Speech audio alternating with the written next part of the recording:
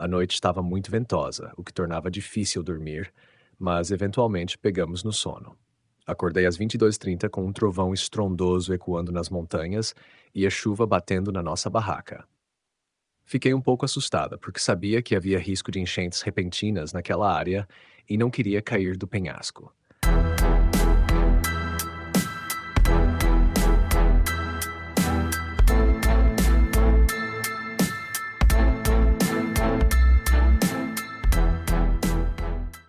História 1.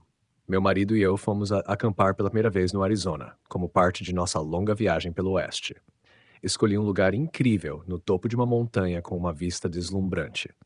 O local ficava próximo a um penhasco e era bem isolado, cerca de 30 quilômetros estrada de terra adentro, no meio de uma floresta nacional. Chegamos lá, montamos a barraca, fizemos uma trilha e tiramos fotos da área. Vimos alguns carros estacionados por perto e decidimos conversar com outros campistas, pois ouvimos que haveria uma tempestade à noite. Encontramos 4 caras do Arizona que nos disseram para não nos preocuparmos, pois a tempestade não seria tão ruim naquela região. Isso foi o suficiente para nos convencer a ficar. Mais tarde, ao caminhar um pouco mais pelo local do acampamento, vimos uma mulher com seu cachorro e outra pessoa. Sorrimos e acenamos, e continuamos a caminhar pela floresta. Vale ressaltar que, por causa da tempestade, éramos apenas 7 campistas que decidiram passar a noite ali. Assistimos ao pôr do sol, voltamos para nosso acampamento e garantimos que o carro estava a poucos metros de distância. Entramos na barraca quando ficou escuro demais para ver. Não havia estrelas no céu por causa das nuvens da tempestade e a chuva ainda não havia começado. Então decidimos tentar dormir para ver se conseguiríamos descansar antes da tempestade chegar. A noite estava muito ventosa, o que tornava difícil dormir, mas eventualmente pegamos no sono. Acordei às 22h30 com um trovão estrondoso ecoando nas montanhas e a chuva batendo na nossa barraca. Fiquei um pouco assustada, porque sabia que havia risco de enchentes repentinas naquela área e não queria cair do penhasco. Tentei me acalmar e dormir de novo, o que eventualmente consegui. Por volta da meia-noite acordei novamente, dessa vez porque ouvi algo pesado batendo na lateral da nossa barraca. Parecia que alguém estava socando a barraca e deslizando alguma coisa por ela. Abri os olhos, mas não consegui ver nada. Estava completamente escuro. O som continuava a cada poucos minutos, e eu estava apavorada. De repente, ouvi passos lentos e constantes ao lado da barraca. Meu corpo congelou. Eu tinha certeza de que algo ou alguém estava lá fora e meu coração batia tão forte que pensei que a coisa lá fora poderia ouvir. Então, o que quer que fosse, soltou um suspiro profundo do outro lado da barraca. Achei que fosse um urso e percebi que talvez teria que enfrentá-lo. Desesperada, apertei a mão do meu marido várias vezes para acordá-lo. Ele acordou, mas em vez de entender o que estava acontecendo, ele perguntou em voz alta: "O que foi? Por que você está apertando minha mão?" Assim que ele disse isso, os passos pararam. Depois de um tempo, saí do meu estado de pânico e contei a ele o que ouvi. Decidimos que poderia ter sido um animal passando, mas o som de algo batendo na barraca continuava de tempos em tempos. Tentamos nos convencer de que eram apenas pinhas caindo das árvores e voltamos a dormir, pensando que só precisávamos aguentar até o amanhecer para rir de tudo isso na manhã seguinte. Alguns minutos depois, a barraca cedeu do lado do meu marido, bem na cabeça dele. Ele sussurrou que parecia que algo estava empurrando a barraca para baixo. Meu coração afundou instantaneamente. Estava apavorada, pensando que fosse um urso sentado em cima dele. Ele decidiu empurrar de volta, e ouvimos o som familiar de algo deslizando pela barraca, o mesmo som que ouvimos durante horas. Foi então que percebemos que estava nevando e que o som que ouvíamos era gelo pesado caindo das árvores. Nossa barraca estava coberta de gelo, e meu marido empurrou a barraca por dentro até que o gelo deslizou. Aliviados por ser apenas gelo e não um urso, tentamos dormir novamente e fazer o tempo passar até o amanhecer. Mantivemos uma pequena luz acesa, trazida por sorte pelo meu marido, para nos acalmar um pouco. As coisas pareciam voltar ao normal, e fechamos os olhos novamente. Eram 3 horas da manhã. Não se passou nem meia hora quando o meu pior pesadelo aconteceu. Do meio da escuridão, ouvimos uma mulher gritar. Ela gritou: "O que é isso? Meu Deus, o que é isso?" Seguido de algumas palavras ininteligíveis, como se estivesse pedindo ajuda. O tom de seu grito não era de raiva, mas de puro terror e pânico. Meu marido e eu congelamos, trocando olhares. Desliguei a luz rapidamente e comecei a entrar em pânico, perguntando o que deveríamos fazer. Enquanto tentávamos decidir, ouvimos novamente o grito da mulher, desta vez ela repetindo: Não, não, não! Seguido pelo som de um carro acelerando e desaparecendo na noite. Eu estava em lágrimas, sem saber o que estava acontecendo. Estava tudo em silêncio agora, exceto pela chuva gelada batendo na nossa barraca. Parecia que ela não estava no carro, mas mais como se estivesse implorando desesperadamente. Nesse momento, decidi que não aguentava mais. Podia lidar com o clima ruim, o possível urso e até o gelo caindo sobre nós. Mas o que eu não conseguiria lidar era uma pessoa gritando no meio da floresta às 3 horas da manhã. Decidimos sair dali. Quase deixamos a barraca e corremos direto para o carro, mas conseguimos manter a calma e pegamos nos nossos pertences. Fomos até o carro em silêncio, tentando não fazer barulho. Quando meu marido voltou para desmontar a barraca, eu liguei para a polícia e expliquei o que ouvimos e onde estávamos. Eles disseram que enviariam alguém para verificar o local, mas, como estávamos no meio do nada, levaria mais de 1 hora para chegarem. Além disso, as estradas de Cascalho estavam em péssimas condições por causa da tempestade. Decidimos começar a dirigir. Já eram 3h30 quando saímos do acampamento. Ao sairmos, meu marido notou um detalhe inquietante. Os 4 caras com quem havíamos conversado mais cedo tinham ido embora. Seus carros já não estavam lá, mas as barracas permaneciam montadas. O que quer que tenha os assustado, eles saíram às pressas. Só quando estávamos dirigindo que pensei, talvez o que estava andando ao lado da minha barraca não fosse um animal, mas sim alguém espreitando no escuro. E essa pessoa pode ter ido atrás da mulher que vimos anteriormente durante nossa caminhada. Não sei o que aconteceu naquela montanha naquela noite, mas espero que todos tenham saído de lá com segurança.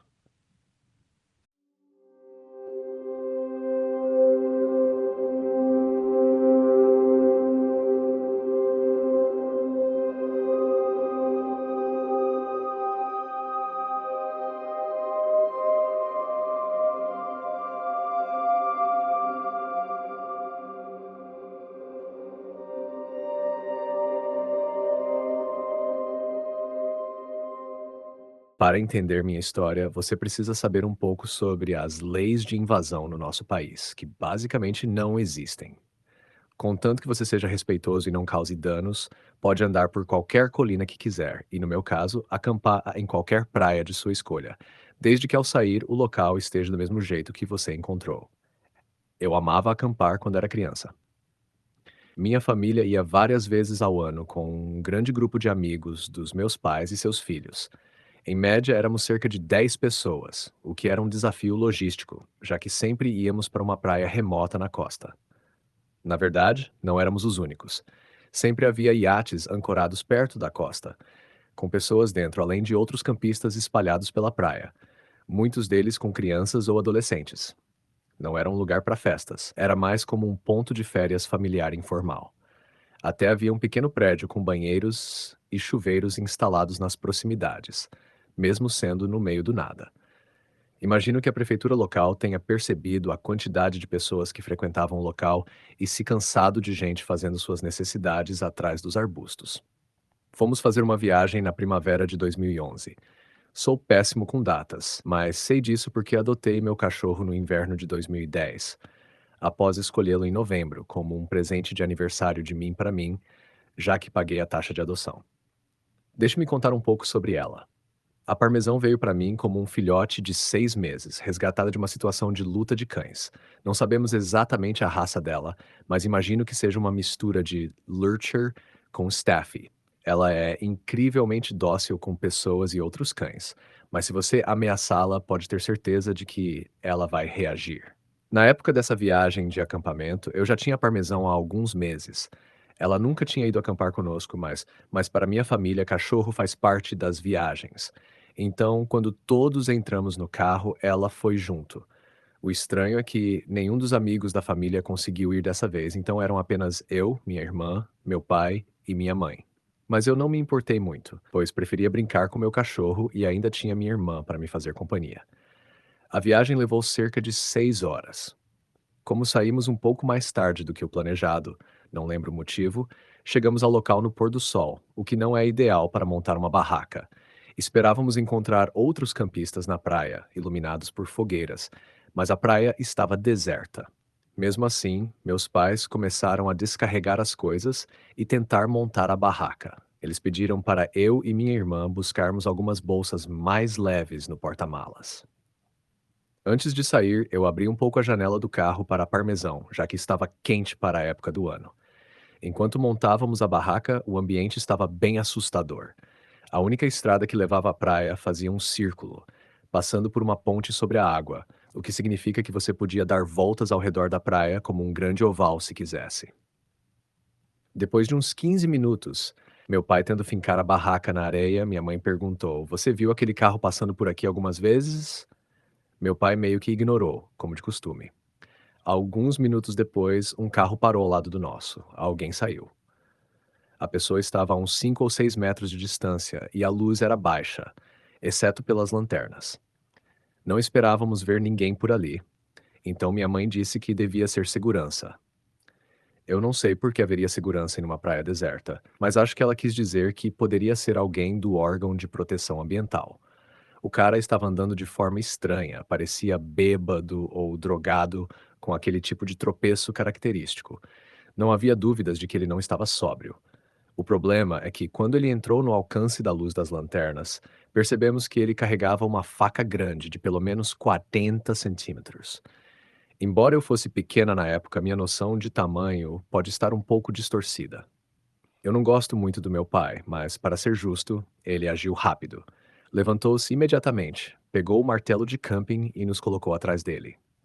O homem começou a gritar, dizendo que não podíamos acampar ali e que estava apenas avisando.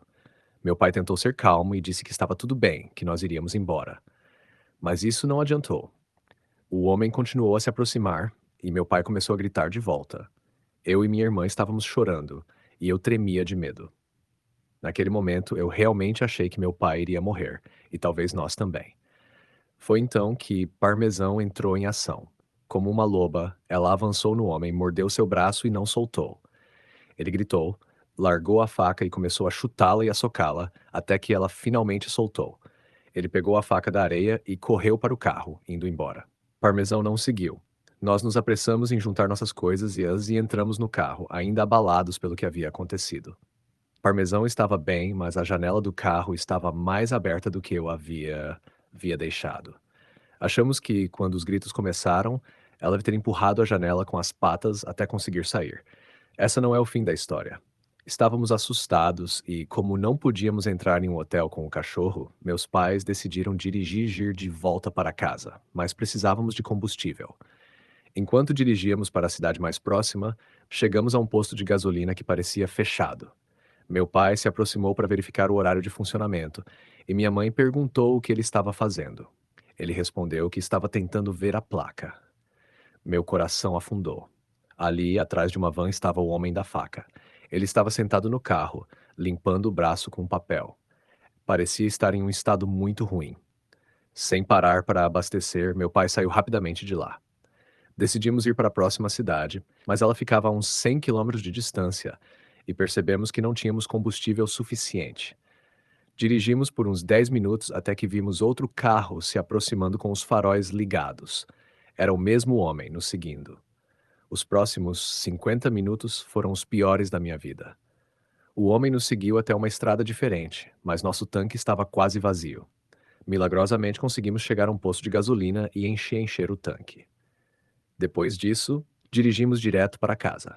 Minha mãe ligou para a polícia no dia seguinte, mas nunca tivemos resposta. Disseram que ele correspondia à descrição de um suspeito de assassinato, mas nunca soubemos se era realmente ele. A lição que eu tirei disso tudo: eu amo meu cachorro, ela ainda está conosco e eu não sei o que se passou na cabeça dela naquele dia, mas ela salvou nossas vidas.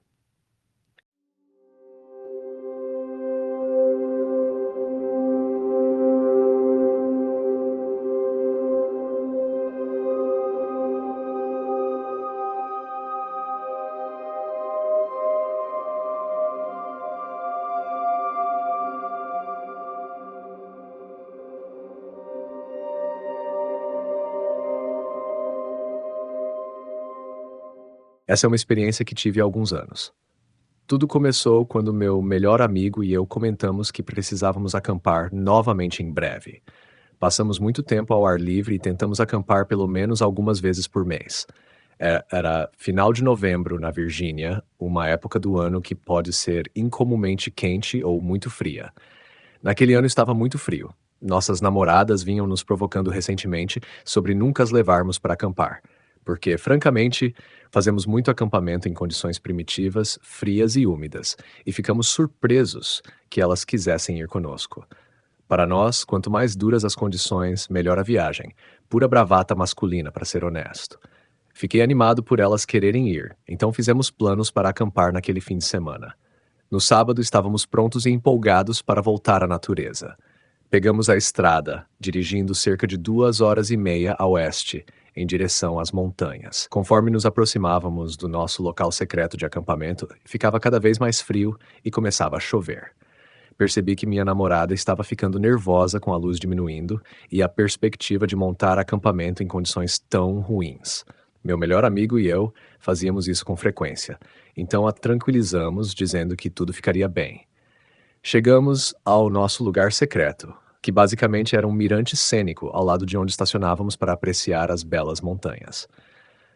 No entanto, já havia anoitecido, então só se podiam ver as luzes piscantes da cidade, a quilômetros de distância. Quem passa muito tempo nas montanhas sabe que escurece muito rápido quando o sol se põe atrás dos picos. Ainda estava chovendo e fazia muito frio. Se eu tivesse que adivinhar, estava por volta dos 34 graus, cerca de Mal. O vento estava muito forte enquanto descarregávamos o carro e percebi rapidamente que o ânimo das nossas namoradas estava indo de animadas para por que viemos. Deixe-me tentar explicar esse lugar.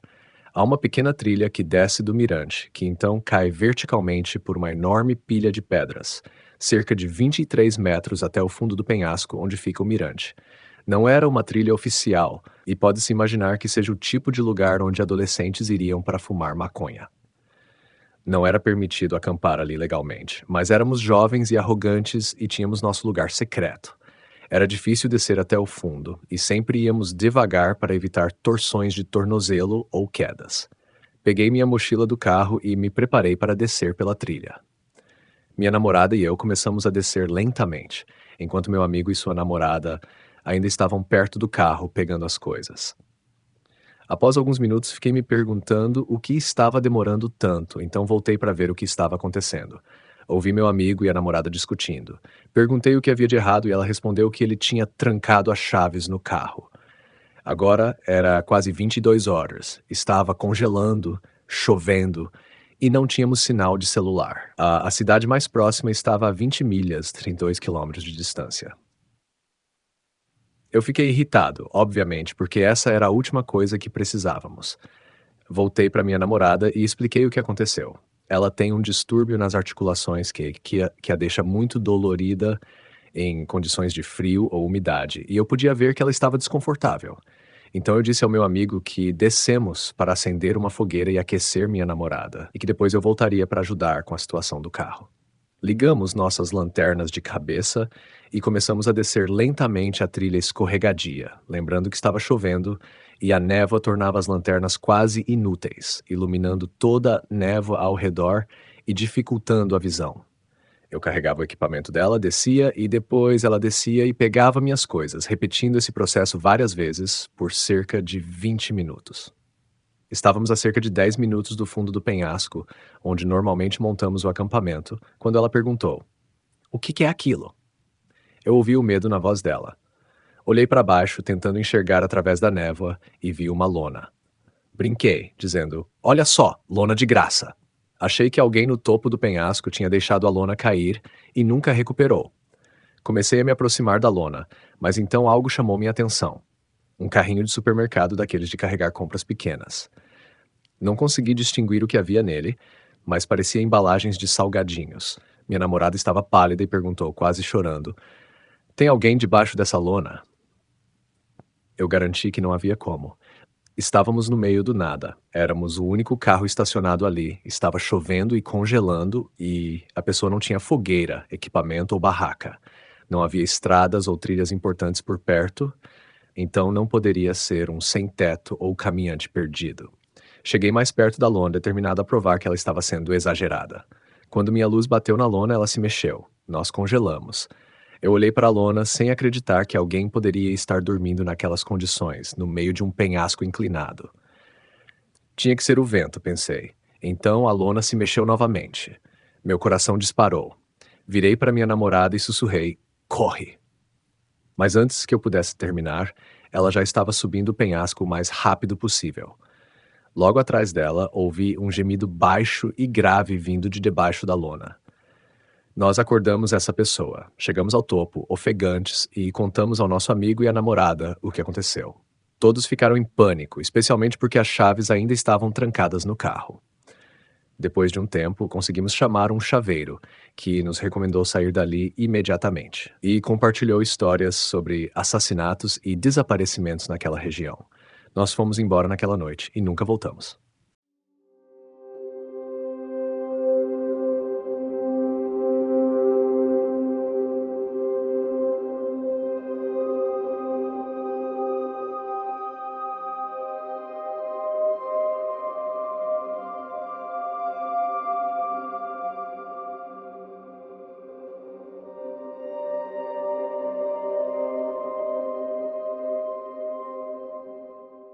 Em maio de 2009, eu havia acabado de terminar um relacionamento de quase 3 anos.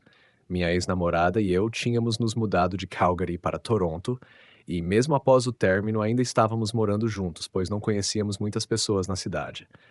A situação era bastante estressante e desagradável. Um amigo da faculdade sugeriu um fim de semana de acampamento e pesca, e eu aceitei na hora. Ele cresceu em uma área a cerca de 1 hora de Toronto chamada Flamborough, um lugar lindo com florestas densas, campos de fazenda e pequenos rios e riachos. Decidimos acampar e pescar ao longo do Grindstone Creek, próximo a um pântano onde a pesca era famosa por ser ótima. Acampamos em um campo que provavelmente pertencia a um fazendeiro, ou seja, estávamos invadindo, cercado por uma bela floresta. Passamos a tarde pescando e conversando e bebendo boas cervejas artesanais. À noite, fizemos uma fogueira e assamos batatas e cachorros quentes. No geral, foi uma noite muito boa. Fomos dormir por volta da meia-noite, compartilhando uma barraca. Meu amigo dormiu antes de mim, enquanto eu fiquei jogando no celular até por volta de 1h30. Acabei pegando no sono. A próxima coisa que lembro é de ser acordado por um som agudo, como um latido estranho. Eu estava meio grogue e demorei um pouco para me situar. O som era incessante e parecia o de um coiote. Fiquei deitado, ouvindo por um tempo e voltei a mexer no celular, mas o barulho estava me irritando. Tentei ignorá-lo, mas parecia que estava ficando mais perto. Finalmente, parecia que estava a não mais de 3 metros da barraca.